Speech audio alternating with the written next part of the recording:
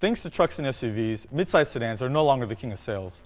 But some car makers aren't taking that line down. The thoroughly redesigned Mazda 6 features a more elegant and mature design ethos all around. Now, its exterior styling is a little more subtle, but we feel the interior, by far its standout feature, punches far above its weight. How does it compare against industry standards like the Camry and the Accord? Let's go and find out. At the front of the 6, Mazda both made the front end more aggressive and subtle at the same time. Let me explain. They've calmed down the signature wing, which is the trim piece that connects the two headlights together, and they've moved the fog light into the headlight, cleaning up the whole front end. But they've kept the angular design that the Mazda 6 was known for. The new 19-inch wheels look bigger than they really are because they've been designed so that the spokes go all the way up to the tire and are available in the top 3 trims. Bottom 2 trims get the more traditional 17-inch wheel. The back end of the car receives the same styling cues as the front, a flatter signature wing that connects the two taillights, and larger exhaust tips to make the car look more sportier. But more importantly, let's take a look at the inside of the car where the big changes are. So here on the inside is where you're going to see the most differentiation. The previous Mazda 6 had a much more monolithic and vertical center console, whereas this generation is wide and expansive. There's not a lot of buttons in the middle like the old car. Instead, all you have is HVAC controls, and then down here you have the controller for the infotainment system. Clearly, they're drawing design cues from other luxury car makers, and the material choice is reflected as well. On the signature trim, you have suede on the dash, you have leather seats, and wood trim pieces all around. Unlike other car makers, they want you to really use the control knob for all the functions. While there is a touchscreen, it only works when the car is stopped. And also, to improve connectivity with the car, there's a big 7-inch display right on the dash. And in fact, if we turn on the car, you can't really see the borders of it. It kind of blends in with the rest of the dash, and it displays things like your trip settings, your economy, driver assist, and navigation functions as well. Another cool feature of the digital dash display is the ability to cycle through different modes. Now, that's not particularly unique to the 6, but what is unique to the 6 is that you can turn it all off and have a very simplified view of your dash. Previous Mazda owners will also notice that there's no more flip-up glass for the head-up display. Instead, it's all integrated and projects directly on the windshield. When you add all these pieces up, you get a much more mature interior versus the old car. It's one that we really appreciate, and it's a design direction that we feel is going the right way. While the interior is all new, the chassis is still based off the old 6, which brings us to one issue that some may have a problem with, and that's the back seat. Definitely, Camry and Accord have a larger back seat than this car. Now, it's usable for most adults, but you're going to be missing a few inches of knee room that the other competitors have. And now for my favorite part, let's see how it drives.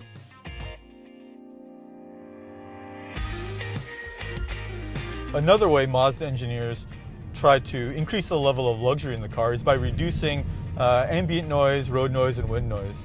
And in fact, they did a lot of changes to the body to do that. Now, on a twisty road like this, you won't really notice it too much just because, well, you're having a lot of fun driving, right? But on the highway, that translates into a lot more calmer ride. Now, it's not noiseless, especially on these 19-inch low-profile tires, but the noises that do come in the car are much more subdued and lower in frequency, which doesn't really grate on your ears as much.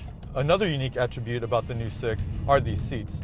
Now, they've been recontoured and they feature new material so that they're a little bit denser and more comfortable. But the profiling of material has been changed so that your pelvis fits into the little nook back here, reducing the need for bolstering. Now, in the signature trim car, you still have adjustable lumbar support and 2-position driver memory, so you and a co-owner or a friend or your partner can share driving duties without messing too much with any of the adjustments. But one thing that'll take your mind off of the interior is the driving dynamics. Now, the 6 has always been a fairly good handling car, and this new one is no different. In fact, Mazda went through great lengths with the suspension to give it a little bit more comfort on choppy roads like this without it losing any of its pitch or roll stability. What that means is when you fling it through corners, the car stays flatter and doesn't rock your head front and back and side to side. In fact, amongst the mid-size sedan segment, the Mazda 6 is probably one of the better handling cars out there. But what good is all the suspension if you don't have the power to match with it, right? Well, with this 2.5-liter turbocharged engine producing 310 pound-feet of torque and 250 horsepower, the power is there right when you need it. On this twisty road, Doesn't take much to get the car pulling through the corner, in fact. You have to be careful not to give it too much throttle and get some torque steer through the wheel. Now, torque steer is where one wheel has a little bit more grip than the other, and it'll send a little bit of feedback through the wheel to let you know, hey, maybe you need to back off a little bit. Sending the power to the front wheels is this 6-speed transmission. Now, there's paddle shifters, so you can shift manually if you'd like, but frankly, it's just fine in automatic. In fact, there's a sport mode which only works through the transmission that holds gears longer and makes the downshifts more aggressive. But frankly, even in regular automatic mode, the computer has enough flexibility to make the shifts more aggressive on its own, where you might not even use sport mode. Now, some of the Mazda 6's competitors have gone to 8 and 9-speed transmissions, so the Mazda 6 may seem archaic with a 6-speed, but with such broad torque coming from the engine and good gearing from this gearbox, Mazda didn't feel like they needed to invest in a transmission with even more gears. Now, what's the result of that? Well, the car stays in gear longer, so it's not shifting as much. So you get a more consistent pull as you're accelerating down the road. On top of that, when you downshift, it's not downshifting 3 or 4 gears. It's usually just one, and it puts it right in the sweet spot for you to have a very strong acceleration coming out of a corner. Frankly, we haven't noticed any issues with it, and we think it's a great idea. Not bad. While at the track, the Mazda didn't generate the numbers we felt like it could achieve when we were driving it on the road. It accelerated from 0 to 60 miles per hour in 6.7 seconds. While not absolutely praiseworthy, it's certainly satisfactory, as both 0 to 60 and quarter-mile times put it right in between the base engine and option engine-equipped versions of the Camry and Accord. There are steering changes as well. The steering rack is mounted directly to the subframe, no bushings. What that means is you can feel the grain of the road. And we're going over these little ribbons of the road, and I can feel them through the steering wheel.